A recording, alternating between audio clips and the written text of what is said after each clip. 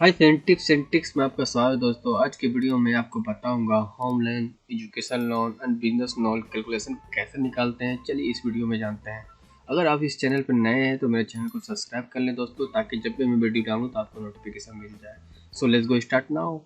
चलिए मैं आ गया एक्सेल पे। अब यहाँ पे मैंने यहाँ पे एक लिस्ट बना कर रखा है जिसमें हम एजुकेशन होम लोन निकालेंगे, जिसको हम लोग PMT पर मंथ टैक्स बोलते हैं। ठीक है दोस्तों, सबसे पहले मैंने होल लोन अमाउंट लिखा है, उसके बाद रेट ऑफ इंटरेस्ट कितना है वो लिखा है, उसके बाद ईयर्स लिया है, ईयर 5 ईयर्स लिया है। ठीक है दोस्तों, हमको निकालना क्या है, PMT पर मंथ टैक्स। ठीक है दोस्तों, तो PMT पर मंथ टैक्स कैसे निकालते हैं चलिए इस वीडियो में मैं आपको बताने वाला हूँ। तो वीडियो को लास्ट तक देखें दोस्तों, ताकि आपको पर मंथ टैक्स निकालना आ जाए। ठीक है दोस्तों, so let's go start. Equal to press करना, सबसे पहले PMT फार्मूला लिखना है।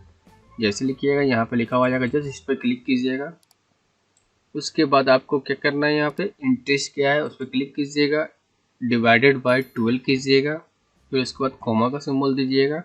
उसके बाद आपको कितने ईयर्स का आप ले रहे हो वहाँ पे क्लिक कीजिएगा, उसका पाथ आ जाएगा। उसके बाद इंटू को करना है, इंटू 12 करना है, 12 मंथ का। ठीक है दोस्तों, उसके बाद आपको क्या करना है, कॉमा, उसके बाद माइनस का सिंबल प्रेस करना है। उसके बाद कितना अमाउंट आपने लोन लिया है उस पर क्लिक कर देना है, उसका पाथ आ जाएगा, यानी माइनस में कर देना उससे। ठीक है दोस्तों, उसके बाद ब्रैकेट को इस तरह से क्लोज कर देना है। जैसे इंटर कीजिएगा आपका यहाँ पर लिखा जाएगा।